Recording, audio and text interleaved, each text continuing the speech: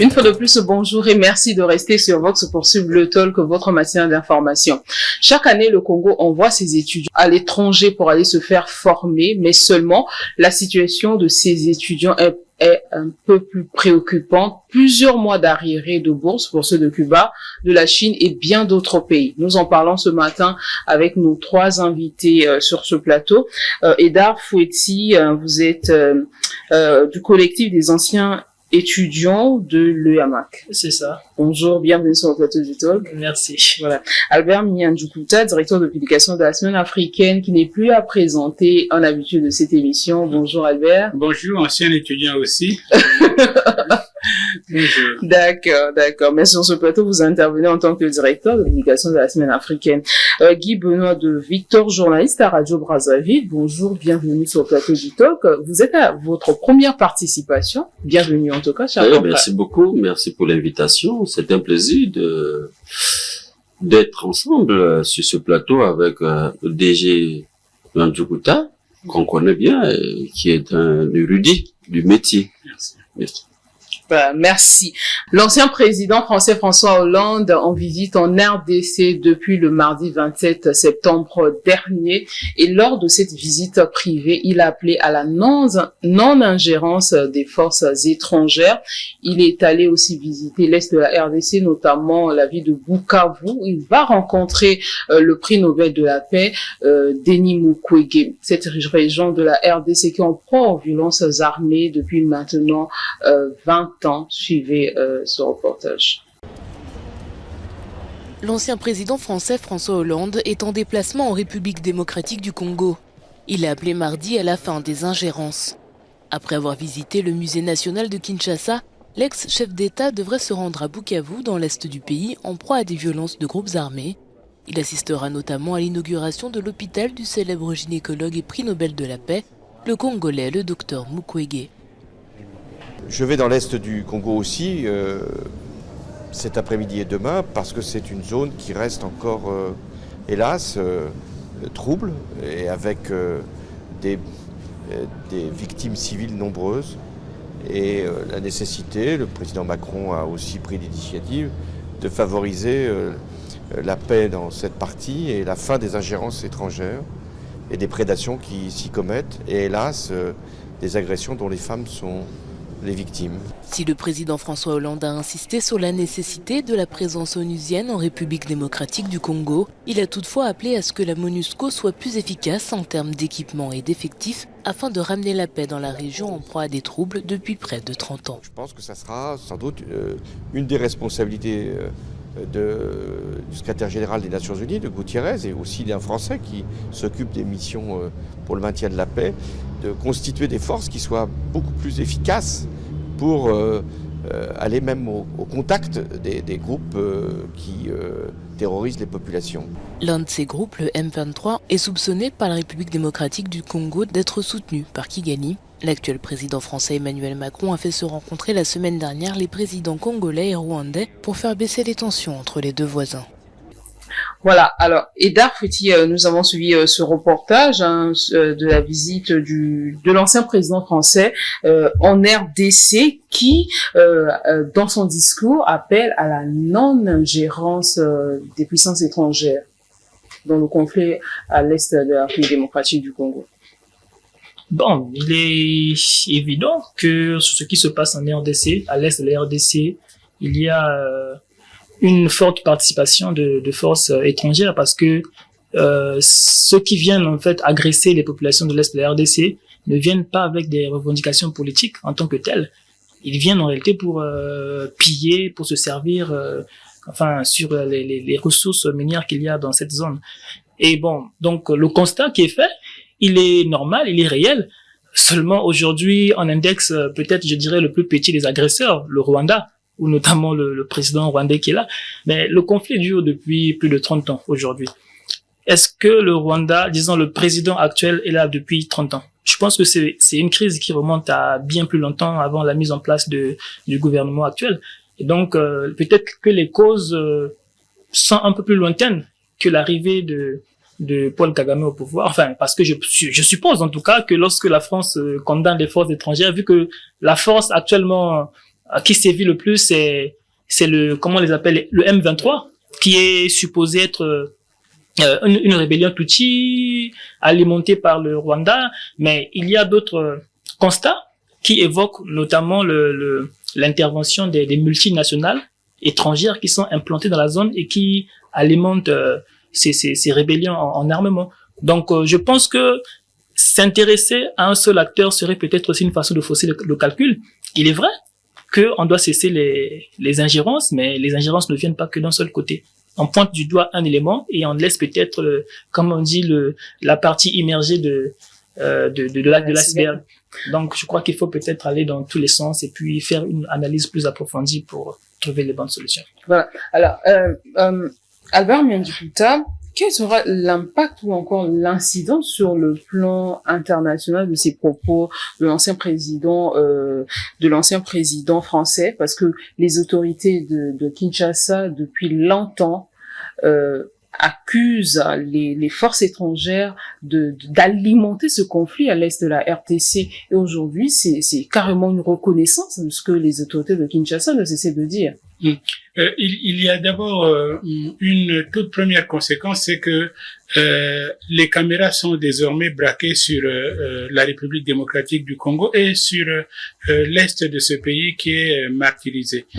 Ça, c'est un premier résultat, et la force, nous travaillons dans la communication et dans les médias, nous savons quelle est la puissance que peuvent dégager les instruments que nous manipulons chaque jour. Donc déjà ça, parler de la République démocratique du Congo au lieu seulement de l'Afrique de l'Ouest, parce que c'est cela aussi. Ce n'est pas une question de jalousie entre frères, mais enfin l'actualité aujourd'hui c'est beaucoup plus focalisé sur Mali, Bénin, Burkina Faso, les coups d'État à répétition, etc. Donc, au Burkina encore. Et donc donnons l'impression que par chez nous ici en Afrique centrale, tout était calme, tout était réglé, tout était donc tout net. Et puis pas seulement l'Afrique de l'Ouest, mais parce que Albert, c'est un conflit qui semble oublié sur le plan international. On en parle très peu. C'est ce que je dis. On en parle très peu, et donc que Monsieur François Hollande ait pris sur lui de venir dans la région et même jusqu'au cœur de l'abcès, et dire proclamer ces paroles, c'est une chose dont nous devons nous réjouir. L'autre conséquence pourrait aussi être celle de ramener les acteurs congolais du conflit, parce que nous dénonçons les ingérences étrangères, mais ces ingérences agissent aussi à travers des acteurs locaux dont nos frères de la République démocratique du Congo ne cessent de dénoncer l'infiltration, y compris dans les forces armées, y compris dans les structures, les hautes structures de la politique de ce pays. Et donc, c'est aussi une manière voilà, exactement, donc de se voir ramener à l'ordre un temps soit peu, ne serait-ce que le temps de la visite de l'ex-président français. Donc, ce sont des conséquences qui ne sont pas négligeable, mais évidemment, tout ce que l'on pourrait dire sur ce sujet doit se ramener à la cause essentielle de ces conflits, c'est la trop grande richesse minérale de la République démocratique du Congo et le trop peu de contrôle qui est exercé sur son exploitation. Nous parlons du Rwanda, mais à un moment, il a été évoqué aussi l'Ouganda, faut pas l'oublier. Donc, ce sont des pays voisins qui se sont servis un peu sur la bête et se sont enrichis même parfois avec une documentation fournie par les Nations Unies qui montre que chacun a voulu en tout cas tirer parti du désordre et de la souffrance de nos frères et sœurs de l'autre côté du fleuve. Voilà. Alors, Guy Benoît de Victoire, malgré cette agression à l'est de Victor, voilà, Victor et Victoire, c'est pratiquement, c'est un peu proche, voilà. Alors, Victor, la RDC aujourd'hui est sous embargo, ne peut pas acheter les armes pour se défendre, mais tant que c'est un conflit alimenté sur fond économique, parce que il faut dire que cette partie de la RDC est extrêmement potentiellement riche. Ben oui, évidemment, ce n'est plus un secret. Nous savons que l'Est de la RDC, c'est la richesse qui attire tous ceux qui se retrouvent là-bas. Et ça, c'est en complicité avec les multinationales. C'est en complicité avec les multinationales. Il faut comprendre. Et moi, je crois que ça ne devait pas nous étonner. Ça ne devait pas nous étonner parce que ce conflit s'éternise. Et sous l'est de la RDC est sous le contrôle de la MONUSCO. De la MONUSCO. Vous voyez? Donc l'ONU est là. Ça fait combien d'années? Mais ça ne s'arrête pas. Il y a toujours résurgence.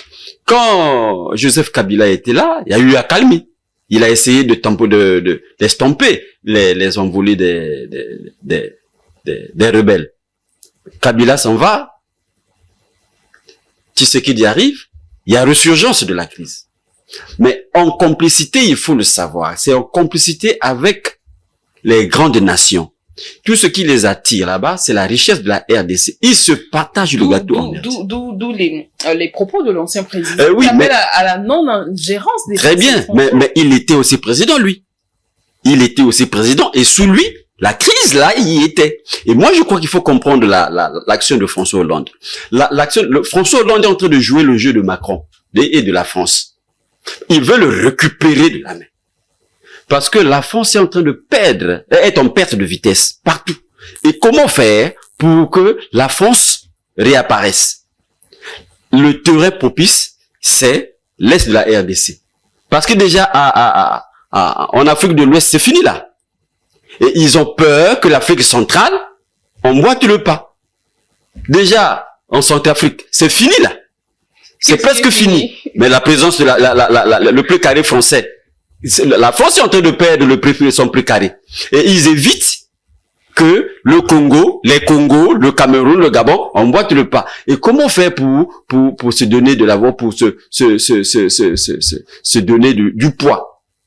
François Hollande, si vous l'avez bien suivi, quand à l'entame de son discours, il parle de Macron.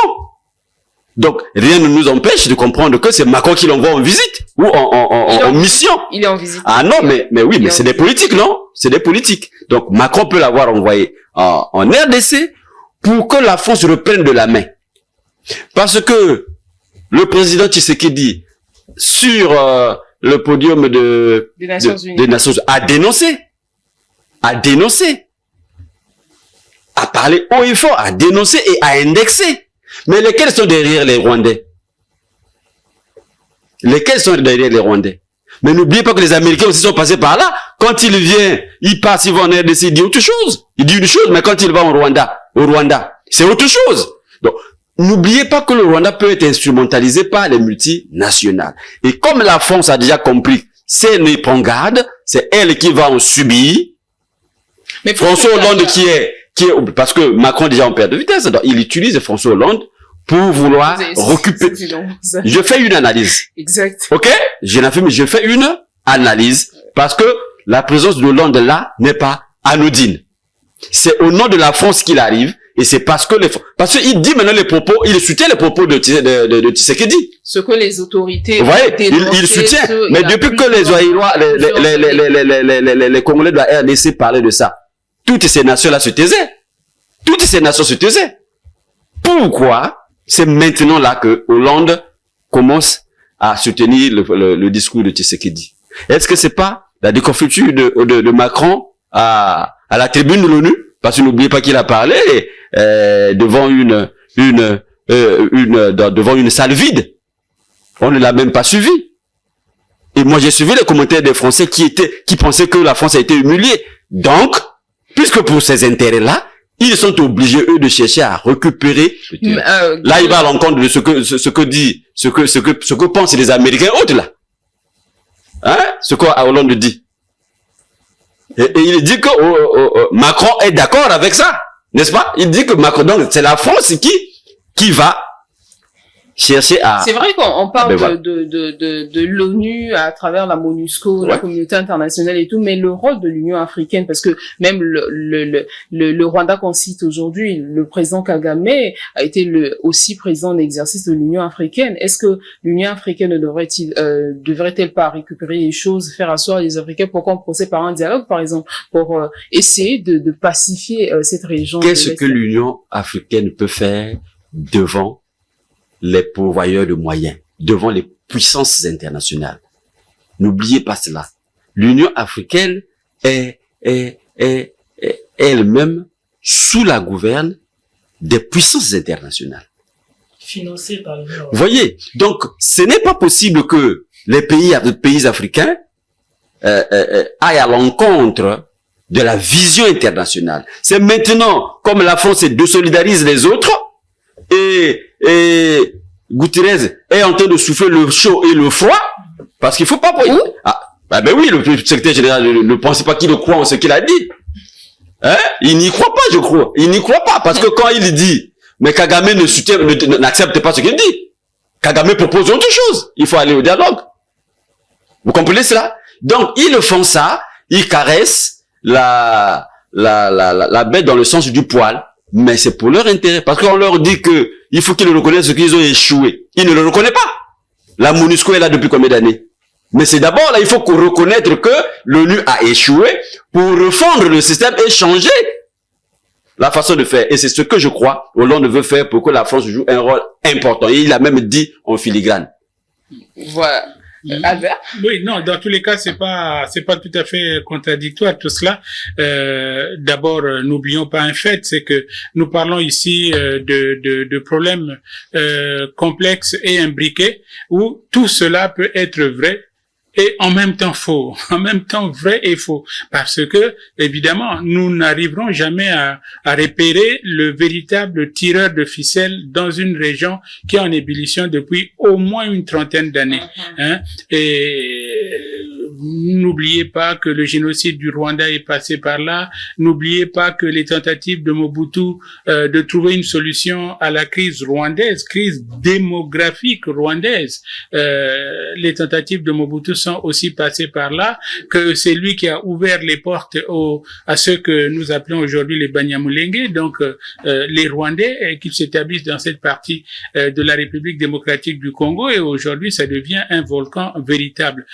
Tout cela donc est fort possible, tout comme il n'est pas tout à fait, inutile de penser que Monsieur François Hollande étant français, qu'il joue aussi pour les intérêts de son pays. Ça, c'est pas non plus abscon.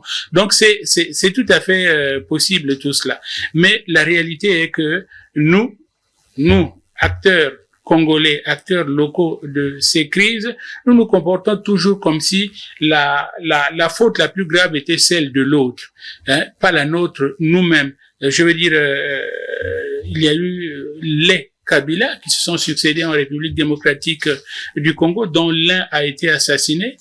Et les voix qui sont sorties à ce moment-là sur la place. Albert, il y a quelque temps, le président Tshisekedi avait instauré l'état de siège à l'est de la RDC. Donc on n'arrive pas à faire le bilan objectif aujourd'hui. Justement, la question lui a été posée à New York. Le remplacement des gouverneurs civils par les gouverneurs militaires, le résultat est toujours est assez maigre. Et d'ailleurs, c'est peut-être en cela aussi que nous devons nous convaincre que la situation est vraiment complexe, qu'il ne s'agit pas, lui-même, le président Tshisekedi l'a dit, c'est pas une crise qui va se résoudre en un an. Il l'a reconnu à l'ONU, à la rencontre avec les c'est un conflit qui remonte de plusieurs années. D'accord, mais c'est aussi que finalement, pendant ces années-là, tous les acteurs et toutes les subtilités qui ont aggravé la situation se sont superposés. Aujourd'hui, il s'agit de tirer les ficelles dans le sens de les détricoter, donc les unes après les autres, et de se rendre compte que nous sommes en face ici d'une situation qui n'est pas établie une fois pour toutes, mais que nous devons finalement l'affronter avec courage. Voilà, et là, petit, si vous n'avez pas de commentaire sur ce sujet, on va prendre le sujet principal. Oui. Non, mais enfin, je aller dans le sens de mes prédécesseurs, de mes des valides débatteurs. Voilà, donc en fait, moi je pense que la situation, étant donné le nombre d'années que ça a duré, et qu'aujourd'hui nous connaissons, on va dire les véritables. Que les causes de ce conflit ne se trouvent pas en RDC, mais ailleurs. Voilà. Ça c'est un fait. On l'a constaté, on l'a compris. Maintenant, l'autre dimension, c'est quoi? C'est qu'aujourd'hui, nous sommes surtout en train de privilégier, la dimension militaire du conflit, alors qu'il y a peut-être une dimension politique et puis juridique à apporter à la question. Par exemple, il y a une période. Économique aussi. Économique, peut-être un peu moins quand même. Parce que, je dirais quoi, les multinationales qui viennent là, ce sont des structures étrangères qui viennent, en fait, c'est vrai, pour creuser ou s'enrichir. Mais, quelque part, il y a un constat qui a été fait, c'est qu'il y a comme un vide juridique à ce niveau-là. Par exemple, les violences qui sont faites là, on peut facilement identifier les auteurs de ces conflits, mais il n'y a jamais eu par exemple, de poursuites juridiques, judiciaires, envers ces personnes. Il y a beaucoup de personnalités qui réclament aujourd'hui un tribunal international à ce niveau. Mais jusqu'aujourd'hui, le résultat se fait attendre. Il y a des sanctions qui ont été réclamées par les hautes autorités. Même Denis Mukwege, lors de la 76e Assemblée générale de l'ONU, a réclamé qu'il faut qu'on commence déjà par sanctionner ceux qui sont les auteurs des forfaits. Mais jusqu'aujourd'hui, non. Parce que à quelque part, c'est la sanction qui fait réfléchir quelqu'un avant de poser un acte. Mais s'il n'y a pas de sanction et qu'on a l'impression qu'on peut tout faire sans qu'on s'inquiète de rien, à ce moment-là, il y a un problème. Même les multinationales qui sont impliquées dans certaines exactions avec qui sont impliquées dans certaines actions, en temps normal, si elles avaient été sanctionnées, comme on le voit aujourd'hui, la RDC ne comprend pas pourquoi la RDC doit être sous embargo alors qu'elle a des problèmes militaires, conflits militaires à gérer. Pourquoi? Et c'est le constat qui est fait au Mali, c'est le même constat qui est fait en RCA. Pourquoi? Partout où on envoie l'ONU pour sécuriser les populations, on ne donne pas de l'autonomie à ces peuples-là pour pouvoir se défendre. Donc tout ça fait quand même penser que quelque part peut-être que l'opinion, les grands pays, la communauté internationale n'est pas si impliquée qu'elle veut le faire croire. Donc tout ça fait que finalement on se dit que la solution, comme vous avez dit, n'est peut-être pas seulement sur le terrain, mais à l'extérieur du territoire. Merci à tous les trois pour vos réactions sur cette visite, en tout cas qui touche aussi le conflit à l'est de la RDC. Quelle est la situation des étudiants congolais de l'étranger? Une situation assez préoccupante car plusieurs d'entre eux accusent plusieurs mois d'arriérés de bourse. Nous en parlons ce matin. Et Darfoueti, vous-même, vous êtes un ancien étudiant. Vous avez étudié au Niger. J'ai étudié au Niger avec, on va dire, au total 124 autres étudiants. Donc, nous avons... le premier constat qu'on peut faire pour ce qui est des conditions de vie, c'est qu'on était les plus misérables de l'établissement. Nous étions dans une école, on va dire, panafricaine, une école avec une renommée internationale qui est reconnue par des grandes structures aéronautiques du monde, notamment l'organisation de l'aviation civile internationale. Et l'école est en collaboration avec l'ENAC, l'École nationale de l'aviation civile française, qui est la première école européenne en matière d'aviation civile. Donc c'est quand même une structure qui est assez bien structurée. Malheureusement, le Congo y a envoyé ses étudiants en formation qui ont brillamment terminé leurs études, mais qui n'ont en réalité bénéficié d'aucune assistance, on va dire. Donc aujourd'hui, les étudiants rentrent sans des diplômes, ils n'ont pas de diplôme, avec la situation des arriérés de bourse, et puis il y a aussi le problème d'insertion professionnelle une fois arrivé. Le besoin est là, mais la structure qui nous a envoyé en formation, notamment l'ANAC, l'Agence nationale de l'aviation civile, ne veut reconnaître aucune responsabilité. Et tout cela se fait sous le regard, on va dire quoi, le regard de la République. Indifférent. Non, mais en fait, oui, indifférent, c'est le bon mot, merci. C'est-à-dire que le Sénat de ce pays est au courant, l'Assemblée nationale, la présidence de la République, l'inspection générale d'État, ce sont les structures que nous avons pourtant sollicitées pour arbitrer cette situation qui est devenue un contentieux administratif entre nous et l'ANAC, mais rien n'a été fait. Le ministère non plus ne semble pas capable de gérer la situation. Donc voilà la situation dans laquelle nous sommes. Voilà, alors ça c'est un cas d'école, hein, mais vous êtes sur ce plateau pour parler d'une situation qui est globale. Oui. Vous êtes un cas particulier dans le sujet que nous sommes en train d'évoquer ce matin. Alors Albert vient d'Ikuta, la situation des étudiants congolais de l'étranger. Il y a notamment les arriérés de bourse pour ceux de Cuba qui accusent plusieurs mois. Ceux de la Chine également réclament le paiement de leur bourse. Et d'autres pays aussi. Et d'autres pays, donc on pourrait même si ça a été réglé en partie, même les étudiants de Russie sont aussi sur les listes de ceux qui se plaignent de se voir maltraités finalement tout au long du cursus qu'ils ont suivi et que l'État les a encouragés à entreprendre.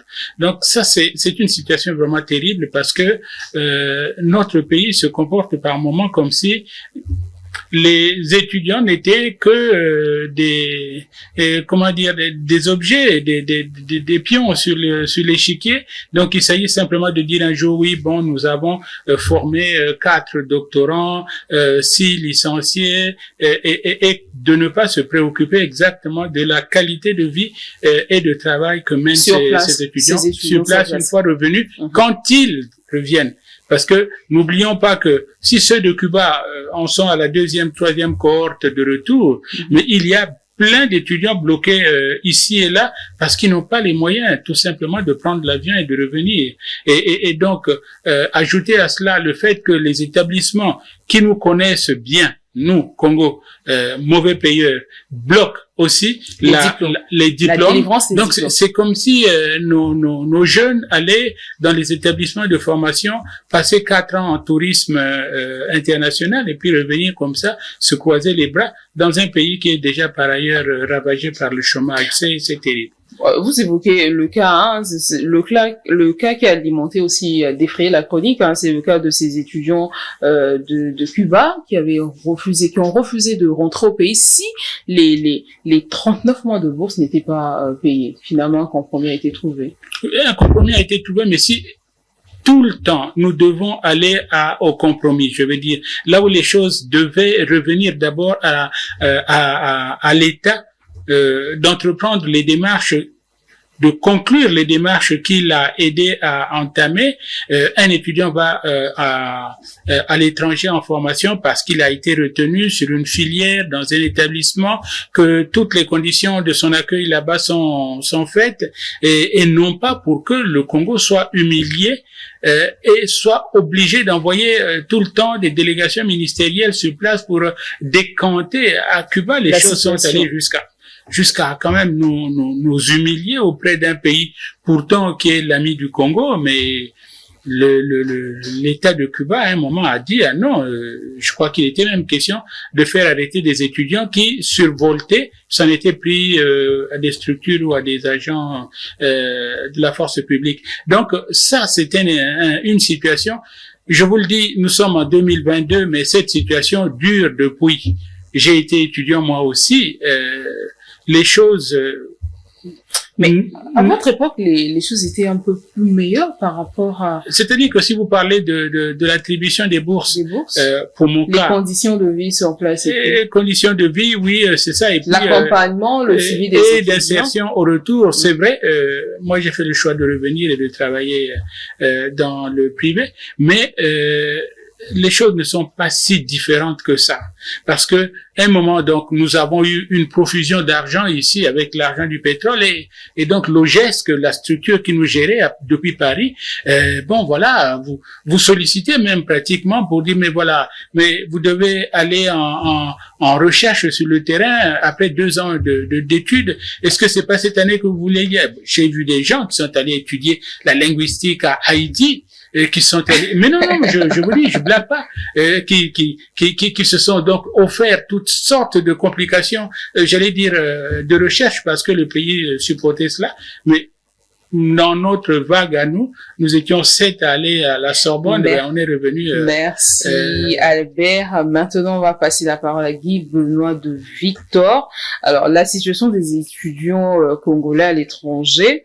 Plusieurs problèmes, ils sont confrontés à plusieurs problèmes, non-paiement des bourses, le suivi, l'accompagnement, et vos prédécesseurs ont évoqué un problème que nous allons ouvrir plus tard sur ce plateau, l'insertion professionnelle une fois arrivé au Congo.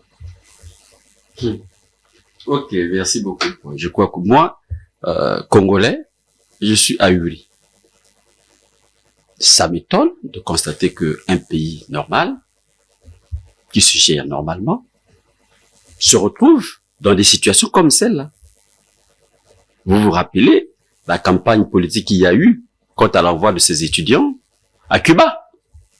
Toute une grande campagne a été organisée dans ce pays pour démontrer qu'on travaille bien, que c'était un bon accord, que nos étudiants vont désormais aller à étudier à Cuba, on va former les médecins, parce qu'on a créé des hôpitaux, parce qu'ils vont venir. Vous vous rappelez. Mais quand on fait un projet comme ça, la suite c'est quoi? Est-ce que le problème c'est de faire partir les enfants et les laisser traîner de l'autre côté, ne pas les soutenir alors qu'ils ne sont pas chez eux, ils sont à l'étranger, et se faire humilier? Une république normale. Les bras m'en tombent quand je vois cela. Parce que moi, père de famille, je ne peux pas accepter d'inscrire mon enfant dans une école comme en RDC et l'abandonner. Ne pas payer ses droits. Ne pas payer, ne pas lui envoyer de l'argent. Ça, c'est moi en tant que parent. Individu que je suis. Je peux avoir tous les problèmes du monde, mais dès lors que mon enfant n'est pas dans mon foyer, il est à l'extérieur, c'est une préoccupation majeure, monsieur Albert. N'est-ce pas? Tout à fait. Qu'advient-il à un État? L'État, c'est une puissance publique. L'État n'est pas pauvre. Il faut pas nous faire croire ces histoires-là. L'État congolais n'est pas pauvre. L'État peut aujourd'hui... traverse une situation de... Ah non, ça c'est vous qui dites. Sécurité économique. Ça c'est ce qu'on nous fait croire. Vous voyez? Ça c'est ce que l'on nous fait croire. Parce que si cet État congolais était pauvre, on aurait dit sentir rien que par la réduction du train de vie de l'État. Savez-vous que l'État n'a jamais réduit son train de vie? Savez-vous combien gagnent les parlementaires pour lesquels la Constitution dit que le mandat parlementaire est comment?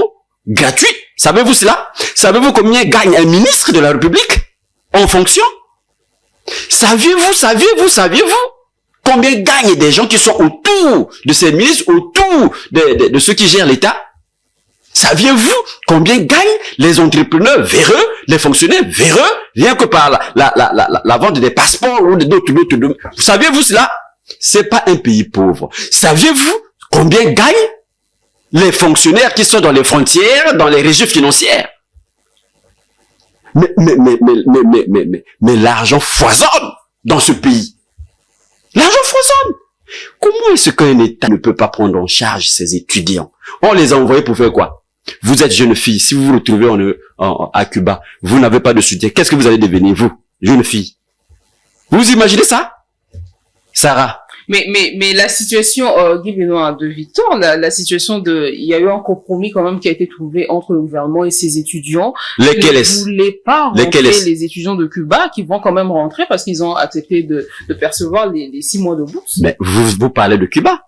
Mais vous avez parlé aussi d'autres pays. Savez-vous ce qui se passe au Maroc? Savez-vous ce qui se passe en Chine? Savez-vous ce qui se passe ailleurs? Pourquoi c'est au cas par cas? Pourquoi? Mais gérer un État, c'est une ambition. Et ça, ce n'est pas au pif. C'est une programmation d'avenir. On peut programmer la croissance de l'État durant 50 ans. Oui ou non? Et on sait qu'on doit former des étudiants et il y a de l'argent disponible pour ça. Quand on a signé des accords avec des partenaires étrangers pour envoyer des étudiants, ça veut dire que ceux-là acceptent de remplir leur part de mission. Nous aussi, nous sommes prêts à accepter, à accomplir notre devoir. C'est un devoir. C'est un devoir. Et ça ne le comprennent que des hommes d'État. Je ne parle pas des hommes politiques, des hommes d'État. Il faut être un homme d'État pour comprendre que moi, quand j'envoie des étudiants à l'étranger, je dois m'en occuper. Ils ne sont pas chez eux parce que c'est le pays qui est discrédité, c'est le pays qui est déshonoré. Et quand le pays est déshonoré, le pays c'est une personne morale, mais c'est ceux qui gèrent le pays qui sont comment? Déshonorés. Quel est l'honneur que vous aviez quand vous parlez avec des partenaires chez qui vos enfants sont en train de voler, sont en train de vadouiller? Vous voyez ce que ça fait? Si vous aviez des frères à l'étranger, vous allez avoir mal au cœur comme moi. Parce que on en souffre. Et ils sont pas là-bas. Ou non, c'est pas les familles qui ont pris la responsabilité. C'est l'État qui a pris la responsabilité de les envoyer. Mais ça dure, cette situation. De génération en génération, la plupart des étudiants vivent la même chose. Mais qu'est-ce qu'un État devrait faire? Il faut revoir la situation. Qu'est-ce qui fait que l'État n'arrive pas à payer? Est-ce que c'est parce qu'il n'y a pas d'argent? Non, moi, je m'excuse de dire que j'ai la verve d'homme d'État et je supporte mal cette situation parce que moi je pense que gérer l'État, il faut être responsable. On comprend vos émotions, Guy, Binois et Victor. Voilà. Alors, Eda Fouetti, la situation des étudiants, vous-même en tant qu'un étudiant, et puis vous faites partie d'un collectif des anciens étudiants de l'UAMAC, mais le suivi et l'accompagnement sur place, parce que c'est vrai qu'on évoque le problème des impaiements de la bourse, mais le suivi et l'accompagnement des étudiants sur place, comment se vit? Vous partez de votre cas, évidemment, en tant qu'ancien étudiant, et puis généralisé, parce que le sujet n'est pas personnalisé que sur vous. Justement. Oui, bon, moi, comme vous avez dit, moi, je connais mieux mon cas par rapport à ceux des autres, pardon. Alors, ce qui se passe, c'est que au niveau suivi, nous ne bénéficions quasiment d'aucun accompagnement. Par exemple, en partant d'ici, c'est-à-dire que lorsqu'on doit quitter le pays pour le Niger, il a fallu déjà mener beaucoup de démarches pour arriver en fait à obtenir de quoi payer le billet d'avion. Alors, il y en a qui sont partis par leurs propres moyens et quelques-uns qui ont pu bénéficier de l'accompagnement. Mais l'État paye. Non, il n'y a pas eu de remboursement. En fait, il y avait des procédures comme ça qui avaient été engagées. Et puis d'ailleurs, même, je pense que dans le fonctionnement même de la structure qui met les étudiants congolais en route pour l'étranger, il y a une procédure comme ça qui est prévue. Seulement, cette procédure avait été suspendue. En fait, il y a une structure qu'on appelle Degassou qui doit s'occuper qui s'en occupe, en fait. Et à cause des problèmes financiers qu'on a connus, donc la structure ne pouvait pas vraiment subvenir en tout cas gérer ce problème-là. Et donc les gens partent par leurs propres moyens. Et une fois sur place, normalement, parce que nous sommes en fait, la SECNA est une structure qui regroupe 17 États qui étaient en fait des ex-colonies françaises. Donc ils ont mis en commun leur espace aérien. Et les formations, en fait, se font au niveau de l'UAMAC. Parce que c'est une école où on vous inculque, en fait, où vous apprenez véritablement à maîtriser l'espace aérien. Parce que c'est de ça qu'il s'agit, en fait. Donc, il y a des considérations locales qu'il faut prendre en compte. Il y a pas mal de paramètres. Donc, du coup, c'est l'école qui est vraiment conseillée pour ce type de formation si vous voulez travailler dans la zone des 17 États ex-colonies françaises. Donc, quand nous arrivons sur place, les 16 autres pays s'acquittent bien de leurs responsabilités, de leurs devoirs, notamment l'accompagnement, les bourses et tout ce qui va avec. Seulement, seul le Congo fait exception. C'est-à-dire que, en réalité, c'était la structure, en fait, la NAC Congo qui devait normalement s'en occuper. Malheureusement, elle a un peu rejeté la responsabilité sur la Degassou. Mais une fois arrivé à la Degassou nous gère comme les autres étudiants, donc avec les difficultés qu'elle a, en fait. Et donc, du coup, on n'a pas d'accompagnement, on n'a pas de diplôme, on n'a pas de bourse. Et donc, de là-bas, on a appris, via les réseaux, que les réalités que nous vivions là-bas étaient les mêmes que dans d'autres pays, notamment les étudiants du Maroc, notamment ceux de Cuba. Donc, en réalité, la situation n'est pas propre à nous. Mais voilà, c'est une situation généralisée. Donc c'est pratiquement la même réalité qui est vécue partout. Voilà.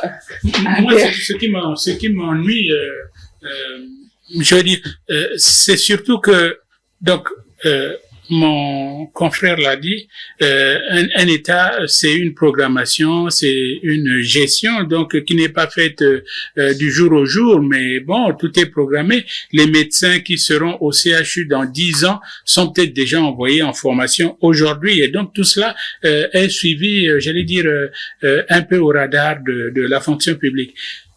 La première cohorte des étudiants rentrés du Cuba, donc elle a été accueillie à grande pompe à Mayenne. Nous avons vu le ministre promettre monts et merveilles, apprêter des bus, même des autocars pour les accueillir, aller les installer dans des hôtels de transit, promettre qu'il y aurait tout de suite un stage d'immersion et puis maintenant, un peu plus de 2 ans après, on regarde, on se rend compte que ça, c'est pour la promotion 2000, les promotions 2019, 22. 19, 2020, 21, oui. Ouais. C'est ça. Mais elle n'est pas mieux lotie que ceux qui sont arrivés, il y a 2-3 jours. Et donc, je me dis, mais tous ces discours que nous avions entendus en direct, disant non, voilà. On s'est pris à rêver que notre pays sortait un peu de l'à peu près du hasard, du tâtonnement. Tout était programmé parce que je ne dis pas que un médecin est plus important qu'un ingénieur informaticien, mais ce sont des cadres du pays auxquels il faut donner donc toute l'assurance, toutes les assurances pour que au retour leur métier aussi soit pratiqué comme ils l'ont appris. Non, ce sont des gens qui, je crois qu'il y en a quelques-uns qui sont entrés dans l'armée pour être médecins, je sais pas, ils sont en formation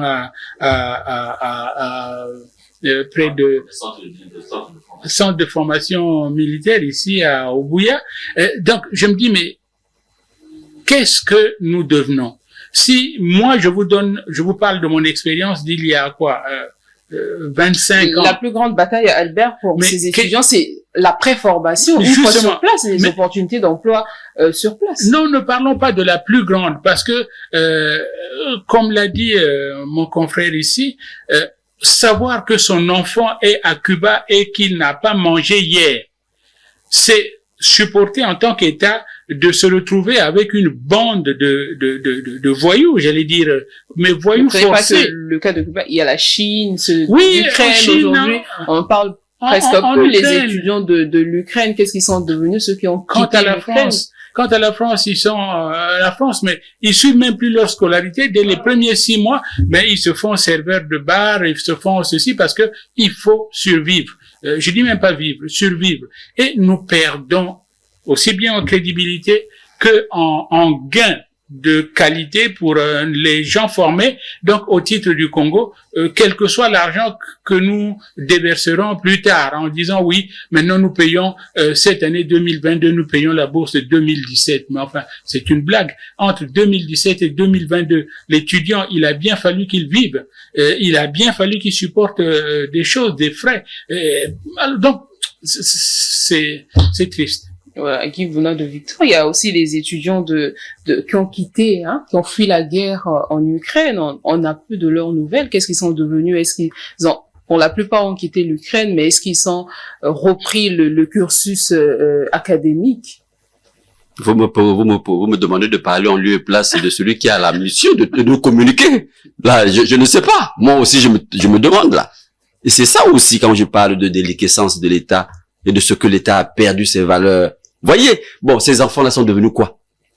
Il y a tout un ministère des Congolais de l'étranger, là. Parce que nous avons suivi, en Belgique et en France, on privilégiait plus les étudiants ukrainiens. Ben voilà. Mais c'est ça le problème. Mais les Africains n'avaient pas, oui, mais c'est ça le problème. Mais nous avons un gouvernement. Nous avons un gouvernement, c'est pour ça. Le gouvernement a même pris en compte les Congolais qui se retrouvent à l'étranger. Il y a un département pour ça. Et donc, s'ils ne communiquent pas, mais il y a un département qui gère les étudiants, le département de l'enseignement, le département des affaires étrangères, des Congolais de l'étranger, tout. Mais on devait communiquer. Aujourd'hui, c'est chacun qui se débrouille à avoir les nouvelles de son enfant. Chacun se débrouille à avoir les nouvelles de son enfant. Mais l'État ne nous dit pas qu'est-ce qu'est devenu les étudiants congolais qui étaient en Ukraine. Sont-ils tous sortis? Et s'ils sont sortis, qu'est-ce qu'ils sont devenus aujourd'hui en France ou, c'est pas moi, dans des pays d'accueil? Mais c'est de ça qu'il s'agit, madame Sarah, c'est de ça qu'il s'agit, la responsabilité d'un État. C'est ça. Et ça, on n'a pas besoin d'avoir des doctorats comme Yantukuda pour le savoir, pour le faire. On n'a pas besoin de finir le cursus universitaire pour savoir qu'un État se gouverne. Il faut donc communiquer, il faut donner les nouvelles au peuple congolais sur la situation de ces étudiants-là. Il faut s'en occuper. Ce sont des étudiants. Mais c'est la relève de demain, non? Est-ce que dans ces conditions où on a les difficultés de prendre en charge les étudiants qui sont à l'étranger, il faut continuer d'envoyer les étudiants? Parce que cette année aussi, il y a eu des étudiants qu'on a envoyés à l'étranger. Est-ce qu'il faut continuer toujours de les envoyer à l'étranger avec les mêmes problèmes? C'est l'éternelle question. On dirait que notre État privilégie la méthode Coué. C'est-à-dire en disant, ça n'a pas marché cette année, mais l'année prochaine, nous aurons de l'argent qui sortira par toutes les entrées mystérieuses possibles. C'est terrible. C'est une question. On a eu affaire aux états généraux de l'enseignement de l'éducation. Je crois que ces questions-là devaient être abordées avec grand sérieux et nous convaincre, préparer l'opinion à ce que, d'abord, tout Congolais qui veut réaliser quelque chose dans son pays a le droit de le faire sur place, mais aussi d'aller prendre ailleurs le savoir qui peut concourir à ce projet-là national. Et ça, je vous le dis, on n'a pas parlé d'ailleurs d'un aspect, c'est tout ce qu'il y a comme corruption autour même des voyages à l'étranger. Je veux dire, quand on voit des bourses, l'octroi des bourses, le choix des voyageurs même, voilà, etc. Donc tout ça, quand on le voit, il y a même de quoi dire à nos enfants: ne pleure pas, tu n'as pas pu aller cette année à l'étranger, laisse tomber. Ceux qui sont partis vont peut-être même regretter d'y être sans soutien. Parce que il y a des étudiants qui pleurent aujourd'hui au Sénégal, qui pleurent aujourd'hui au Maroc, qui pleurent aujourd'hui au Burkina Faso. En plus, dans des zones d'une instabilité maintenant reconnue, nous laissons comme ça nos jeunes à la merci de ces éléas-là. Qu'est-ce que nous voulons préparer donc comme futur? Oui, allez-y. Ah oui, Sarah. Moi, je me demande parfois, je me pose la question, est-ce que c'est pas un stratagème bien organisé pour décourager les Congolais lambda qui n'ont pas les moyens de soutenir l'étude des enfants en Europe ou à l'extérieur? Est-ce que c'est pas cela? Parce que en politique, tout est possible. On peut l'avoir fait. On fait comme cela pour décourager ceux qui n'ont pas de moyens, que ces enfants-là ne parviennent pas, n'aillent pas étudier ailleurs. Parce que aujourd'hui, l'octroi des bourses, c'est un casting aussi mais t'en fais pas, mais en dehors du casting, oui. Vous savez toute la magouille qu'il y a tout autour. Vous le savez. Regardez la liste de ceux qui sont là-bas, vous allez voir que ce n'est pas seulement les enfants, des Congolais lambda. Et alors, quand vous regardez la vie de ces étudiants à l'étranger, lesquels vivent mieux? C'est les enfants qui ont des parents bien assis à Brazzaville. Vous voyez, c'est des enfants qui ont des parents nantis. Ceux qui sont bien installés à l'étranger. Et les Congolais, les fils des Congolais lambda sont obligés de tisser d'amitié avec ces enfants-là pour avoir de quoi, de quelques subsides. Bon, et moi, quand je réfléchis, comme un analyste, je me dis, est-ce que c'est pas fait exprès? Parce qu'en politique, tout est possible.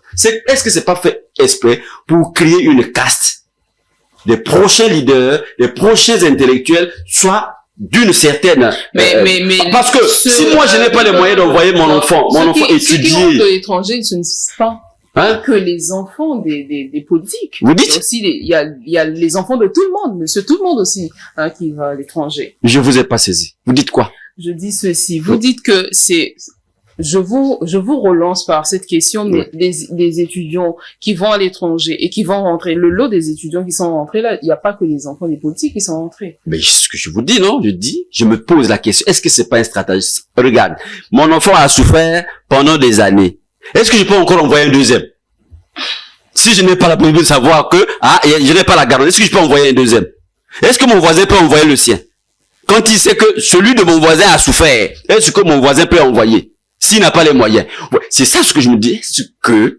Est-ce que ce n'est pas ça? Est-ce qu'il n'y a pas en filigrane une stratégie pour décourager les demandeurs de bourse qui viennent des familles? C'est vous. Je n'affirme pas. Non, moi je n'assume pas. Parce que quand on communique pas, quand on ne gère pas, il y a beaucoup de supputations qui arrivent. Tout le monde oublie de suppiter. Moi je me dis, parce que déjà moi je suis découragé pour envoyer mon enfant aller en études. Je suis découragé. Parce que je sais déjà que l'État congolais ne pourrait pas s'en occuper. Parce que je n'aurais pas les moyens de m'en occuper personnellement. Qu'est-ce que je vais faire? Je me décourage. Est-ce que c'est pas fait pour décourager? C'est comme aujourd'hui la députation. Parce que quand je parle, vous ne regardez pas. La députation aujourd'hui, toi, tu peux pas être député demain. Tu peux pas être candidate. Parce que dès lors qu'on a levé là-bas le caution. Si vous n'avez pas les moyens, vous pouvez pas arriver. Est-ce que c'est pas fait pour que ça ne soit que l'élite?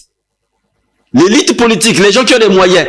Et si ça se passe à l'Assemblée, ça peut se passer aussi dans l'administration demain. Ça peut se passer dans la grande sphère intellectuelle demain, après-demain. Voilà. Ça, c'est mon analyse. Je n'affirme pas. Je n'affirme pas. On pourrait quand même rebondir par rapport aux réactions des doyens. Alors, là, par rapport à la question concernant le fait de continuer à envoyer les étudiants à l'étranger. Moi, je pense qu'aujourd'hui, c'est surtout les étudiants eux-mêmes qui manifestent la volonté de partir. C'est-à-dire qu'ils se donnent vraiment pour objectif de quitter le pays, aller essayer un peu tenter leur chance à l'étranger. Parce que déjà ici, le niveau, on le sait tous, que le niveau a vraiment baissé. le niveau du scolaire a vraiment baissé au Congo. Et puis il y a les conditions d'études.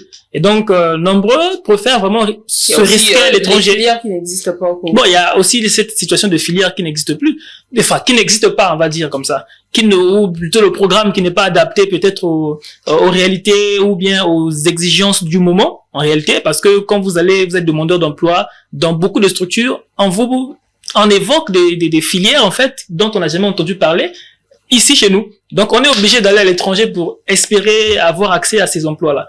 Donc ça fait partie des motifs en tout cas qui font que les étudiants préfèrent aller étudier à l'étranger malgré la connaissance de tous ces éléments-là. Mais cette année aussi, il y a eu un lot des étudiants qu'on va envoyer à l'étranger. Et je pense que ce n'est pas je ne veux pas être en contradiction avec moi-même, mais c'est pas une si mauvaise chose que ça. Voilà. Parce que, de toutes les façons, le Congo aura toujours besoin de cadres. Donc, ce qu'il y a, c'est améliorer les conditions de départ, le choix des étudiants, des critères objectifs et vraiment sérieux dans la sélection et pas seulement parce que c'est l'enfant du cousin de ma cousine, etc., etc. Donc, il y a ça. Mais j'y ajoute aussi un point de digression. Je dis, comme Monsieur Fouetti a parlé des jeunes eux-mêmes qui demandent.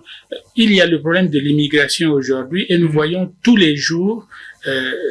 J'ai vécu longtemps en Italie où nous comptions jusqu'à 300, 400, 500 morts en mer. Voilà. De jeunes qui voulaient traverser de la Libye vers les côtes italiennes. Et cela, tous les jours au téléjournal, on le voyait. Mais tous les jours, on voyait aussi des pirogues, des barques remplies de jeunes qui raisonnaient en disant, ils sont morts, eux, mais moi, je survivrai. Moi, je passerai à travers les gouttes. Et c'est donc ça. Peut-être que notre État aussi est entré dans cette situation, je l'ai dit, de léthargie et de je m'en foutisme en disant, bon, écoutez, tant qu'à entendre le bruit des casseroles aux fenêtres d'un ministère, envoyons-les là-bas, débarrassons-nous de cela, et puis quand il s'agira de chercher du travail, ben ce sera le système du travail. Mais Albert, c'est vrai qu'on aura toujours besoin d'envoyer, comme vous l'avez dit, envoyer les cadres à l'étranger pour aller se faire former, se faire perfectionner. Mais on pourra aussi régler le problème de l'éducation ici sur place, d'arranger les conditions d'apprentissage. De moderniser l'école carrément. Mais c'est-à-dire que même là, nous prenons le problème à moitié de parcours, parce que c'est bien d'avoir des amphithéâtres qui, finalement, peuvent accueillir 1200 étudiants, c'est-à-dire ils sont tous assis, bénéficient de conditions d'audition normales, avec des professeurs qui ne sont pas absents, qui viennent, qui dispensent leur enseignement tout au long de l'année. Ok. Mais maintenant après. Et après, qu'est-ce qui va se passer? Un étudiant bien formé, c'est pas parce qu'il est bien formé que en ayant la licence, il aura le travail l'année d'après. Parce que si nous, notre fonction publique, puisque c'est le seul grand employeur de notre pays, si notre fonction publique est congestionnée, si notre fonction publique n'arrive plus à gérer les conditions de ceux qui prétendent, qui remplissent les conditions d'y entrer, nous aurons beau former des ingénieurs hyper nobles, hyper reconnus, ça ne changera pas. Le problème, c'est tout un système qu'il faut entraîner. Tout un système, y compris, nous l'avons déjà débattu, nous en avons déjà parlé ici, y compris aussi le choix des enseignants et la délivrance des diplômes. Je veux dire, les diplômes de complaisance, une fois que quelqu'un s'est glissé dans la liste de ceux qui doivent voyager, beaucoup de nos étudiants ont été recalés dans les établissements étrangers. Voilà. Alors, Edar Fouetti, parmi le problème que rencontrent les étudiants congolais de l'étranger, aussi celui des diplômes. Certains rentrent au pays pas avec leur diplôme. Pourquoi? Mais le diplôme, je pense que c'est surtout une stratégie pour les établissements d'accueil pour recouvrer en fait les frais de leur service. Donc, qui ont été impayés par l'État. Oui, qui ont été impayés par l'État. En fait, on est allé jusque là. On est allé jusqu'au point de demander un service à un pays tierce sans pour autant se préparer à payer les frais de scolarité. Et c'est le cas notamment que j'ai vécu avec tous mes frères, les 124 qui ont été formés à l'UAMAC. Aujourd'hui, nous rentrons sans diplôme. Et vous savez, c'est encore plus gênant. Et combien Lorsqu'on fait à la CEPNA ou à la NAC? Alors, à la NAC, sur les 124, on dira qu'il y a à peu près au maximum, au grand maximum, 30 personnes qui ont été recrutées. 30 personnes. Alors que dans les mêmes intervalles de temps où, ça dit que entre 2014 et maintenant, il y a eu plus d'une centaine de personnes qui ont été recrutées et qui n'ont pas le profil. Donc, vous recrutez plus de 100 personnes à la NAC qui n'ont pas le profil qui n'ont pas fait d'école d'aviation. Et vous recrutez dans les 100, vous prenez peut-être une trentaine de personnes qui ont une formation adéquate. Et du coup, on s'attend à ce que le service s'améliore dans ces conditions.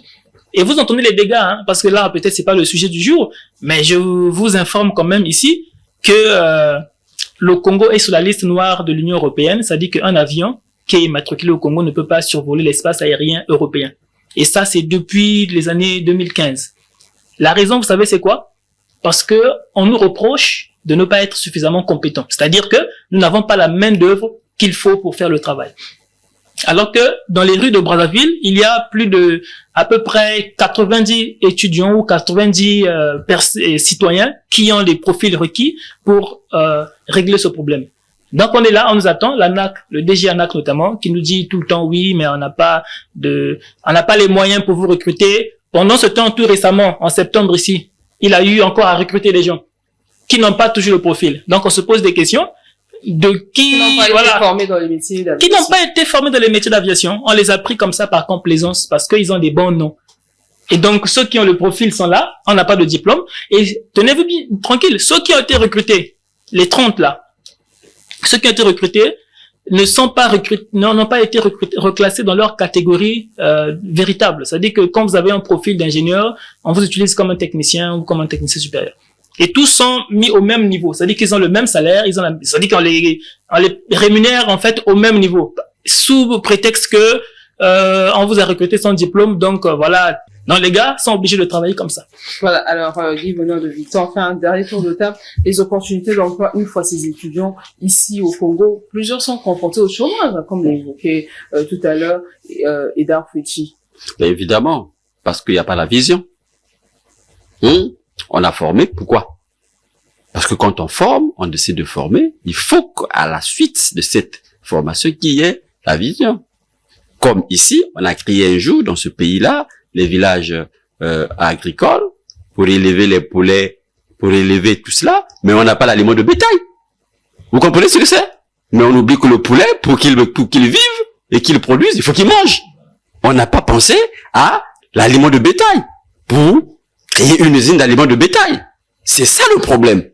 Est-ce que c'est normal? Et aujourd'hui, on ne parle plus des villages agricoles, on parle maintenant des ZAP. Vous voyez? Ça veut dire quoi? Les zones protégées, qui est une bonne idée. J'espère que le ministre en charge de ces choses-là, je le sens comme dans son élément, j'espère qu'il a eu la finalité de cette vision-là, pour que demain au moins, on sente que c'est un truc bien réfléchi. Vous voyez? Donc, le problème, c'est la situation des étudiants, c'est ça. C'est ça, là. On les forme partout. Il y a les nouvelles opportunités, il y a les nouveaux métiers, les nouveaux profils. Mais nous n'avons pas des infrastructures. Mais nous les envoyons quand même. Pour les employer où? Si ceux de Cuba, on connaît qu'il y a des hôpitaux généraux qu'on a créés, on sait au moins là où on va les plus. Mais les autres, ceux qui sont ailleurs, dans d'autres métiers, dans d'autres profils, ils vont se former. Mais pourquoi on les utilise où? Quand ils arrivent ici, on change. Albert tout à l'heure a dit, il y en a qui sont devenus militaires. Alors qu'il a été formé comme ingénieur, agronome, mais il est militaire. Mais notre armée ne fait pas l'agriculture, là. L'armée ne fait pas l'agriculture. Si au moins l'armée a été utilisée dans ce domaine-là, comme au beau vieux temps, en ce moment-là, on aurait compris que, on peut avoir les militaires agronomes. On peut les avoir agronomes. Or, aujourd'hui, nous militaires, nous tous dans la caserne. C'est l'arme qu'ils manipulent. Il n'y a pas de champs produits par les militaires. Comprenez, non? Mais qu'est-ce que les agronomes vont faire là-bas? Vous comprenez? Qu'est-ce qu'ils vont faire là-bas? Bon, donc, je crois que il faut qu'on repense objectivement, sans passion, sans politique. Il faut qu'on sache que le pays, c'est la programmation. On peut programmer. C'est comme les villes, comme les villes, je vois ici, parfois, on tire sur telle maire, sur telle autre maire, on n'a pas fait ceci, comme si les villes n'ont pas de plan directeur. Mais le plan directeur, il est élaboré pour plusieurs années. On doit savoir que la ville, le Congo, dans 10 ans, ça va devenir ceci. Brazzaville, dans 50 ans ou dans 30 ans, va atteindre 45. Merci. Et qu'est-ce qu'on faut faire avec les montagnes, avec tout cela, avec le sable? Ah bon, voilà, je crois que c'est cela. Merci, Ok. Victor. Alors, Albert? Oui, non, mais tout à fait d'accord, tout à fait dans cette logique-là de savoir prévoir. De savoir prévoir, et quand on dit prévoir, ce n'est pas seulement dans 2 ans nous aurons à Brazzaville 2 millions d'habitants, mais c'est de comprendre aussi que ces 2 millions d'habitants vont tirer sur toutes les infrastructures qui sont nécessaires pour la vie décente en ville. Et donc pour nos jeunes, c'est la même chose. Il s'agit pas de faire du favoritisme. Ah oui, bon voilà, amenez demain à 22 heures chez moi 500 000 et puis je mettais le nom de votre enfant, de votre cousin sur la liste de ceux qui vont voyager, vont aller au Niger, à Cuba ou que sais-je d'autre. Une fois qu'ils seront dans l'avion, une fois qu'ils auront débarqué là-bas, il faut qu'ils assument une formation, qu'ils subissent une formation sérieuse, mais que cette formation-là doit finir.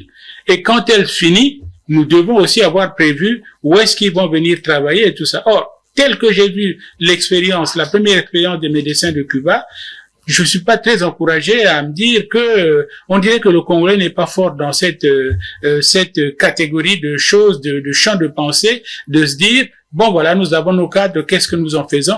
Nous, c'est le jour où on va les accueillir à Maya que nous faisons les meilleures prévisions. Hein? Donc voilà, vous serez recrutés, vous serez ceci, et puis 2 mois après, on en rencontre un dans la rue, il dit ah mais c'est la maison, Voilà. Alors, Edouard Petit, la cause du chômage aussi, c'est parce qu'on envoie les étudiants dans les filières où ils ne seront pas langue utilisée au Congo. Oui, ça fait partie des raisons. Et je pense que il y a en fait des filières pour lesquelles l'étudiant lui-même a été demandeur en fait. Donc, il a fait lui-même le choix d'aller étudier, par exemple, dans les sciences sociales, dans les sciences, en fait, des disciplines qui ne sont pas encore vraiment demandées ici. Installé au Congo. Donc, il y a cette dimension-là. Et puis, il y a peut-être, on va dire, le fait que nous n'avons peut-être pas encore ajusté aussi au niveau d'ici l'offre en fait au niveau de l'offre d'emploi en fait sur le marché de l'emploi. L'offre n'a peut-être pas été suffisamment diversifiée parce que nous avons le pétrole, on ne voit pas encore des grandes écoles de pétrole chez nous, alors que ça fait partie des ressources phares de notre pays. Il y a les mines. Il y a les mines. On a combien d'écoles de mines au Congo? Il y a pas, en fait. Il y a pratiquement pas. Alors que ce sont des secteurs qui devraient être développés. Mais pour développer ces secteurs-là, il faudrait qu'il y ait déjà des centres de formation. Il y a l'ENSA, il y a une école de l'université qui forme quand même. Oui, mais, peut-être dans le bois. Mais déjà, les mines, moi, je cite le pétrole, je cite les mines. Ce sont des secteurs qui devraient en réalité retenir notre attention et puis développer peut-être une infrastructure. Aujourd'hui, il y a aussi l'économie numérique. L'économie numérique et tout ça. Donc, ce sont des choses qui devraient être mises en place. Et nous, on ne va pas attendre, en fait, que ces écoles soient ouvertes pour commencer peut-être à aller dans ces filières. Nous, on va se former ailleurs, on ramène la connaissance. Peut-être que demain, c'est nous qui allons former dans ces écoles. Après, ne vous plaignez pas que vous soyez. Non, mais nous, en fait, nous mettons l'information sur, nous, à la disposition des dirigeants pour que ces derniers peut-être, prennent conscience qu'on a un besoin qui est là, qu'il faut peut-être résoudre, oui, s'il vous plaît, mais l'ambition est légitime. Ces enfants doivent avoir une ambition. C'est normal que le jeune rêve. Il rêve d'être quelqu'un. Il rêve d'aller en Europe. Ouais. Mais qui doit mettre à la disposition de l'environnement qu'il faut pour qu'ils se sentent. C'est ça le problème. On peut pas empêcher aux jeunes gens de rêver, d'avoir une ambition. C'est légitime. Merci beaucoup Guy Benoît de Victor, journaliste à Radio Brazzaville, Albert Mezbouta, directeur de publication de la Semaine africaine, et Edouard Fouetti, étudiant, vous êtes étudiant et membre du collectif des anciens étudiants de l'EAMAC. Merci à vous trois d'avoir pris part à ce plateau. Merci à vous également de nous avoir suivis. Merci aux équipes techniques qui ont réalisé cette émission. Restez avec nous car l'information reste en continu sur Vox TV.